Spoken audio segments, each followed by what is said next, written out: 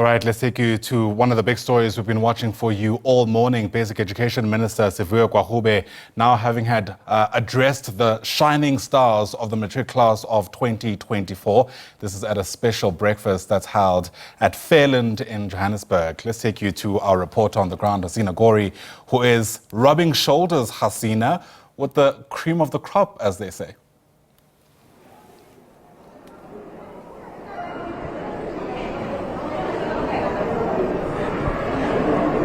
Sorry, we just have to wait for them to... All right, apologies. It seems Hasina Gori isn't able to hear us at the moment. We'll try and reestablish that connection for you. But she's standing by with some of the top achievers in the country. We're told 39 of the country's best performers who are gathered at that special breakfast. And Hasina, you've had the great pleasure or pressure of interacting with some of them. Good morning, Ayanda, and yes, quite an exciting morning here in Fairlands in Johannesburg at the MTN headquarters, where 39, as you said, the creme de la creme of the country, the top achievers of the 900,000 who sat to write the National Senior Certificate last year, were being honored this morning in a ministerial breakfast.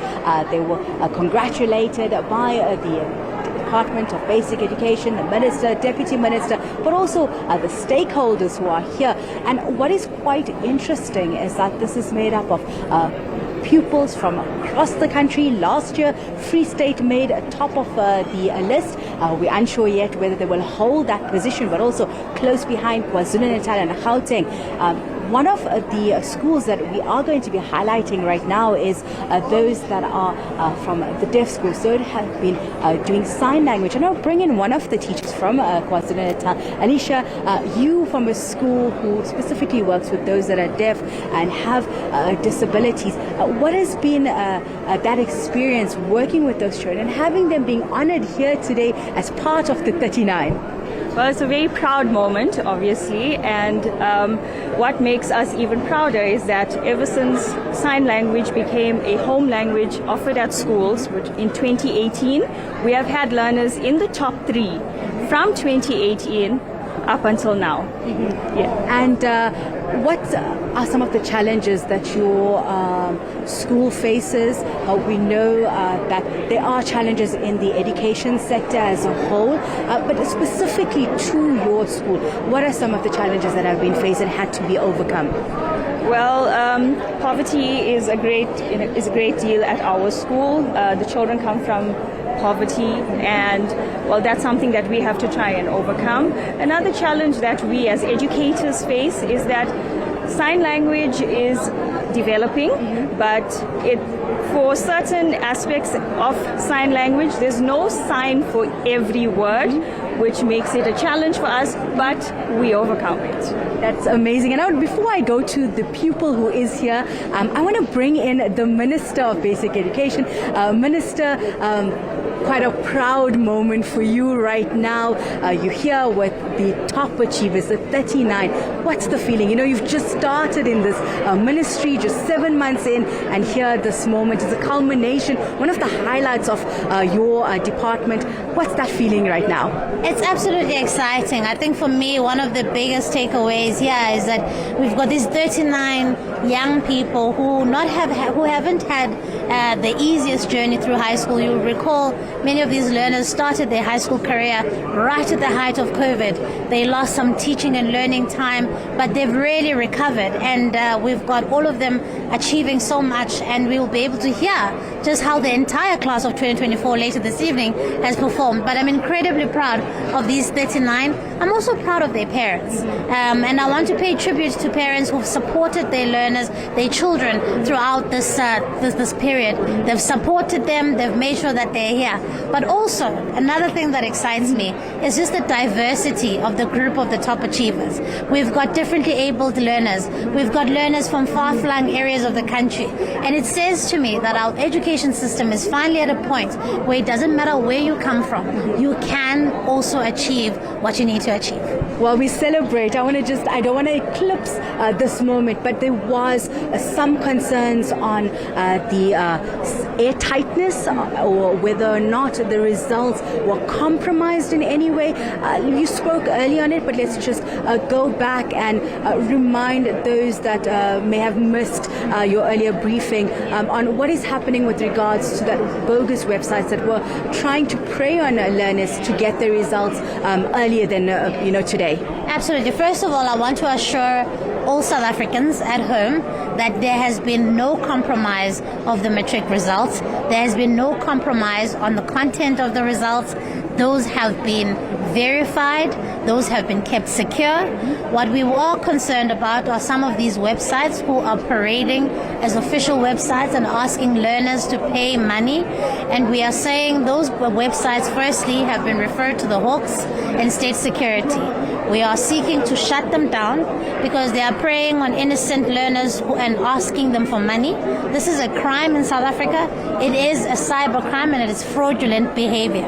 And so we are moving to make sure that that is done. But also at the same time, we need to also look very deeply at our process, because once results are verified and signed off, there are a number of stakeholders that we share this information with so that it can make for smooth dissemination of the results. So we need to see whether or not there's been an information breach at the Department of Basic Education, or whether or not there was a breach in a gap in us disseminating that information to our partners. But I want to assure everybody that the integrity of the results is as is. We know that this class of 2024, while they might have had challenges getting to 2024, last year was a relatively minor obstacle year. But one of the things that did, bar and mar the process was the information regulators' legal battles. We know that the urgent application was dismissed last week. But how, as the department, are you feeling with regards to the issue of the publishing of names? We know that in 2015 or 2014 that there was changes made to protect learners, but now with calling for it to be completely scrapped, what's the department's feelings and around that? Look, I think the information regulator has been quite clear that they're not necessarily saying you shouldn't publish the matric results. They're simply saying seek consent from the candidates as per the POPI Act.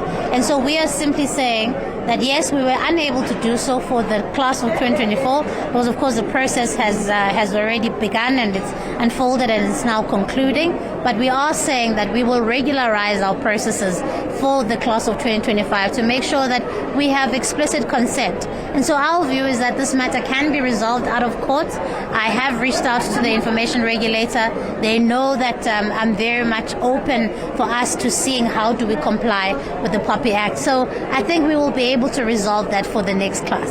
Thank you so much, Minister. We'll continue to speak to you throughout the day. The official results will be announced at 6 p.m.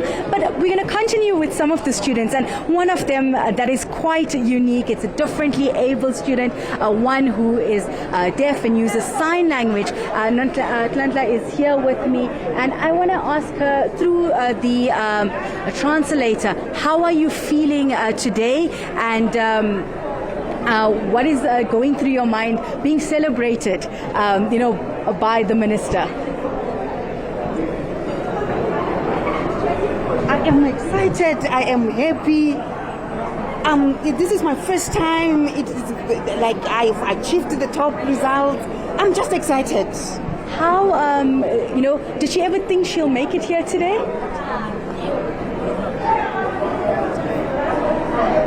I never thought I'll be here today. I never thought I made it.